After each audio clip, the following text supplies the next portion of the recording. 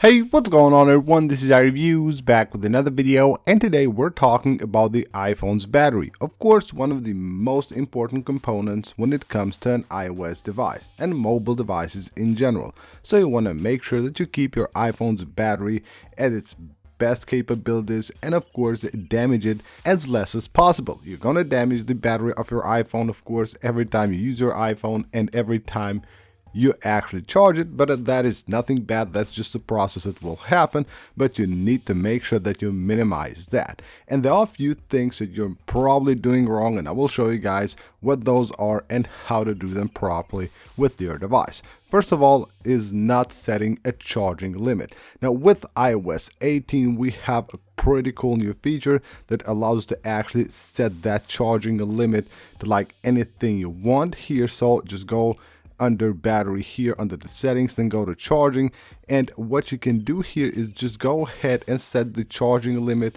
and you will have here a slider which allows you to set it from 100% of course down here to 80%. Now why this is important? It is really important that you don't charge your iPhone to 100%.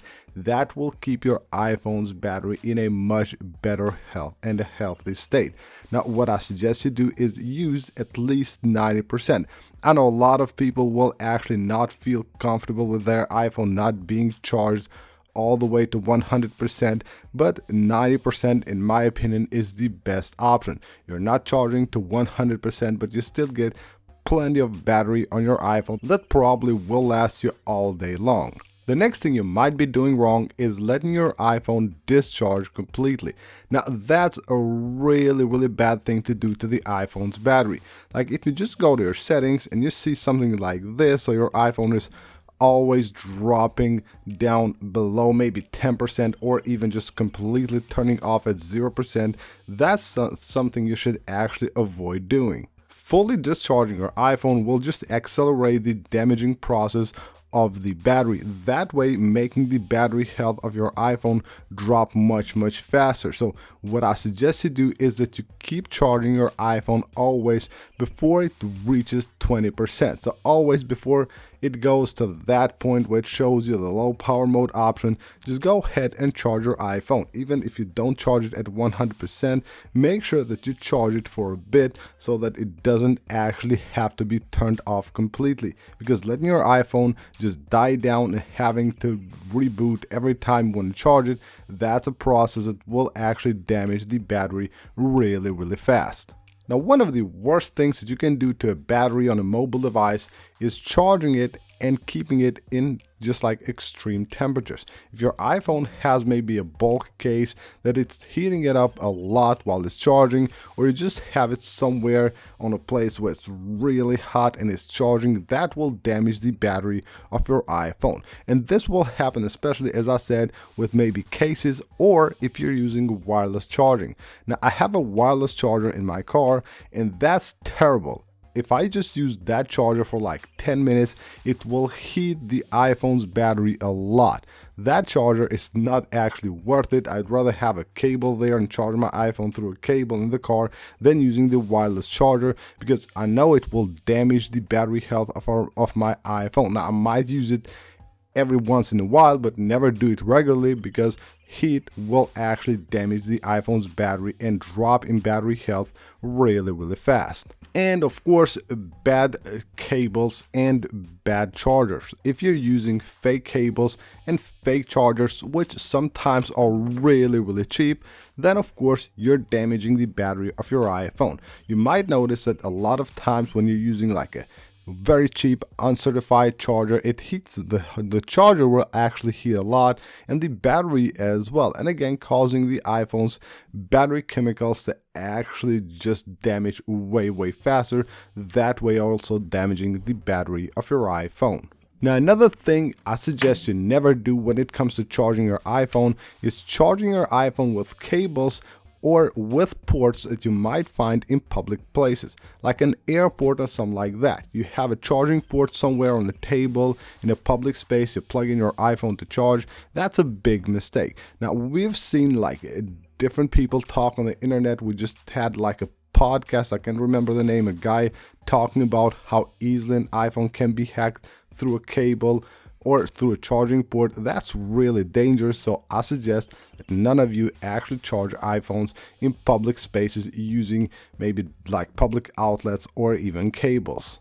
One thing I think that is very simple and a lot of people will overlook is updating. When it comes to batteries of your iPhone, you must have your stuff up to date. And I'm talking here about software, even apps, or when it comes to software releases from Apple, you should have the latest software updates on your iPhone.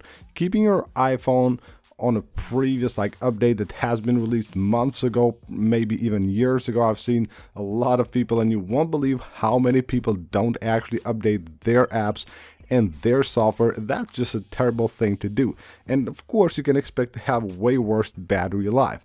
So what I suggest you do is always make sure that you have your apps up to date. If not, that will probably cause the battery to drain much faster, because a lot of apps will be optimized regularly with new features and new stuff, and of course trying to be much better in battery consumption. And the same thing goes of course for software updates as well. So I suggest that you always make sure you have your iPhone and your apps up to date. Now, another thing I suggest you check, and you do, is check the battery health and change the battery of your iPhone. Now, if you go to your settings and go under battery, you will have here the battery health. And if you go under battery health, you can see the maximum capacity right there. Now, according to Apple, it should last for a couple of years until it drops under 80%. And mine right here on this iPhone is kind of weird. This is the iPhone 15 Pro Max, and it had stayed at 100% for 7 or 8 months maybe, and then just it dropped really fast to 91%, and now it's at 91% for a couple of months. It's not displaying the correct maximum capacity right there, but again, once this drops under 80%, it will show you that it requires a battery service. Now, what actually Apple does here once it drops under 80% is that it will lower the performance of your iPhone so that the battery can keep up with the device. But as you probably have noticed, if you had that thing happen to your device, is not that the battery with that lower performance will last a bit longer. It's actually terrible battery life and terrible performance as well. So I suggest that you immediately service the battery of your iPhone once it drops under 80%. And last but not least, something really important, which is really simple and a lot of people will overlook, and that's location services. Head on to your settings under privacy and security. Make sure you either turn off location services if you're not actually using it, or at least optimize it for your device. Location services and of course GPS and all that is a battery killer. It will drain the battery out of your iPhone really quick. So right here, if you have your location services turned on, at least make sure you optimize them. And it should look something like this. So here you can see apps we have never, while using, when shared, never, while using. So don't just leave every app on. Just make sure that you turn off the app that you know you don't need location services for those apps, and for other ones, maybe just choose while using and not all the time. And precise location is another option here. If you know that you have an app that maybe needs your location but not the precise location, then make sure you turn this off right here so that app doesn't have to track the precise location, which will require, of course, a lot more work. So that's basically it for this video, guys. Hope you guys enjoyed the video and found it helpful. If you did, smash that like button and of course subscribe for more, and I will see you on the next one.